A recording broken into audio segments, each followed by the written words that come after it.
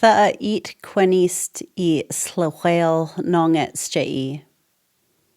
Moving forward and speaking the truth and peace of mind at last. Joint statement by the Wixanich Chiefs of Sartlip Sycam First Nations, the Minister of Crown Indigenous Relations, and the Minister of Indigenous Relations and Reconciliation. Canada and British Columbia acknowledge that the Wixanich Nation, which includes but is not limited to Sartlip and Sycam First Nations, is the beneficiary and successor to the North Saanich and South Saanich Treaties of 1852. The North Saanich and South Saanich Treaties, part of Vancouver Island Treaties, also known as the Douglas Treaties, were signed in 1852 between the Crown, as represented by Governor James Douglas, and certain representatives of the Wixanich Nation. We recognize that there are differing perspectives of the North Saanich and South Saanich Treaties, including when it comes to their historical context, geographic scope, and content. Though Canada and British Columbia have long considered these agreements to be land purchase agreements, Wixanich oral histories hold that they were agreements to settle disputes and establish peaceful relations between the Wixanich Nation and the European settlers. Canada fully endorses the United Nations Declaration on the Rights of Indigenous Peoples without qualification and remains committed to its implementation in a manner consistent with the Canadian Constitution and in partnership with Indigenous peoples. On June 21, 2021, Bill C-15, the UNDRIP Act, received royal assent, which will provide a roadmap for Canada and Indigenous peoples to work together to fully implement UNDRIP. British Columbia has adopted UNDRIP and the Declaration on the Rights of Indigenous Peoples Act, establishing UNDRIP as the framework for reconciliation in the province. Canada, British Columbia, and the Wixanich Chiefs of Sartlip and Sycam First Nation agree that UNDRIP is a foundation of working collaboratively to implement a shared understanding of the North and South Saanich Treaties. The statement by the Chiefs of Sartlip and Sycam First Nation.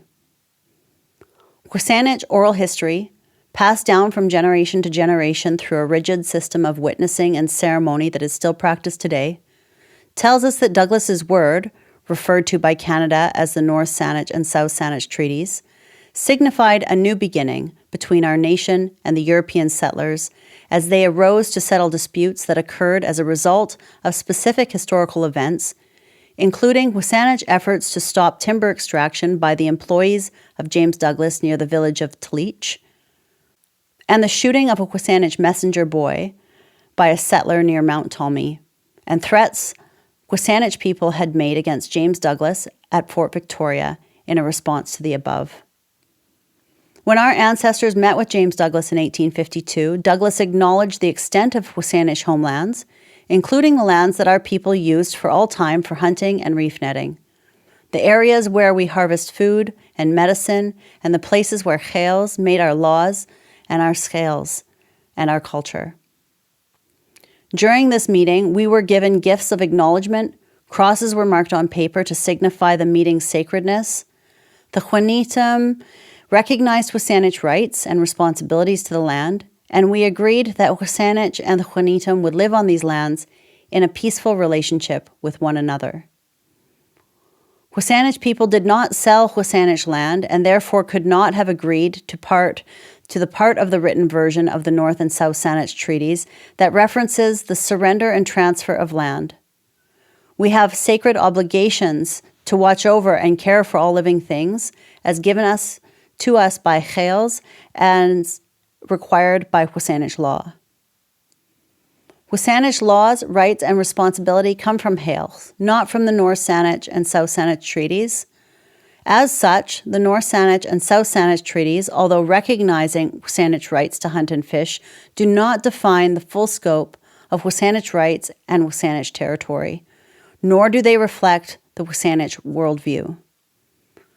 The lack of recognition and implementation of our treaty rights on the part of the Crown, as well as the implementation of the Indian Act and other assimilationist measures, have had tremendous negative impacts on our nation. This includes the loss of our land, our fisheries, our ability to hunt. Further, our culture, our governance structures, our legal traditions, our Sinchothan language, and our traditional economy, such as our commercial fishery, have all suffered greatly. As a result, our ability to fulfill our sacred obligations as given to us by Chels to care for the land, water, and all living things has been disrupted. Wasanich people have survived through these assimilationist measures, and we look forward to breathing life into the Douglas Treaties by ensuring that these treaties reflect the solemn exchange of promises between our nations. Statement by Canada. Canada has not always recognized the North Saanich and South Saanich Treaties of 1852 as treaties. Moreover, Canada's position on the beneficiaries of the North Saanich and South Saanich Treaties of 1852 and what it means for Canada's relationship with the First Nations beneficiaries has long been unclear. The Crown's intent of these agreements was to maintain peaceful relations with the Indigenous inhabitants of the Saanich Peninsula and acquire land and resources. The different perspectives between the oral tradition of the Wasanich and the written record has shed light on the lack of understanding that existed between the European settlers and the Wasanich people when the treaties were first signed. These differences have left us with complexities that we have yet to reconcile. Furthermore, the damaging impacts on Indigenous culture, heritage, and language from the imposition of the reserve system and the Indian Act regime resulted in the splintering of the culture and linguistic collectives, including the division of the Wasanich Nation, the original signatories of the North Saanich and South Saanich treaties, into multiple discrete First Nations. We know today that the imposition of these colonial structures has caused deep harm, and that the lack of recognition of the North and South Saanich treaties added another layer of tension, which has prevented a true nation-to-nation relationship. This has all contributed to, among other things, unacceptable socioeconomic gaps and significant losses to the Wasanich people's way of life. These consequences have persisted from generation to generation and continue to be felt today. Canada acknowledges it has obligations in respect to the constitutionally protected rights provided for in the North Saanich and South Saanich treaties. Canada is committed to advancing reconciliation with the Wasanich Nation.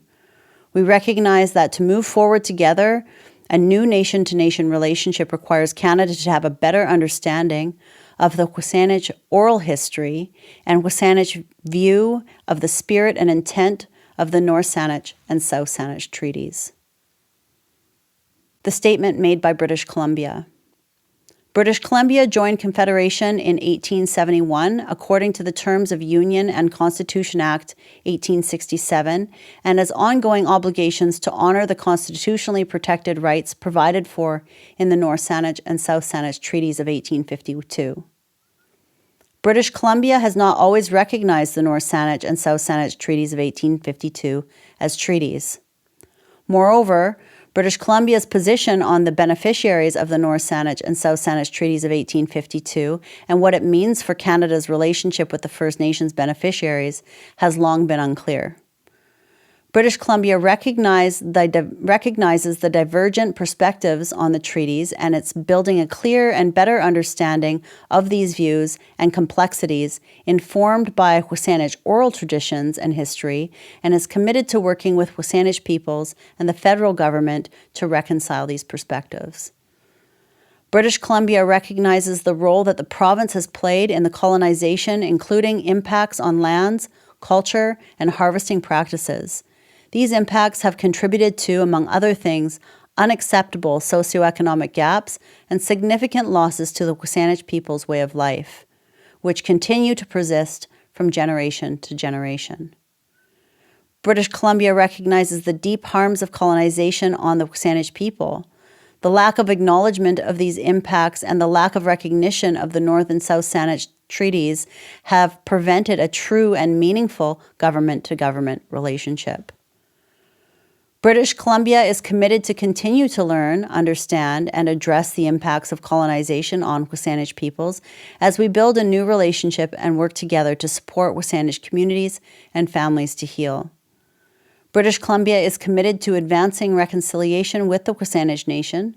We recognize that to move forward together a new government-to-government relationship, British Columbia requires a better understanding and recognition of the WSÁNEĆ oral history and WSÁNEĆ's view of the spirit and intent of the North and South Saanich treaties.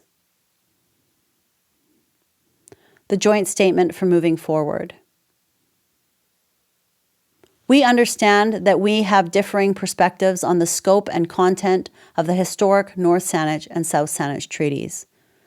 The parties to this joint statement in partnership will work towards reconciling the different views of the treaties by continuing our collaborative work to arrive and implement a shared understanding. Canada and British Columbia are exploring new ways to achieve lasting reconciliation and renewing nation-to-nation and government-to-government relationships.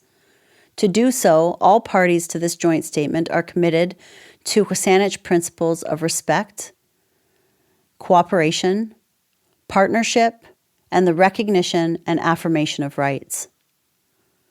The special treaty relationship between Canada, British Columbia, and the WSÁNEĆ Nation, informed by WSÁNEĆ oral history, is the foundation for ongoing collaboration between the parties as we work towards a new negotiated agreement through our recognition of Indigenous rights and self-determination table discussions.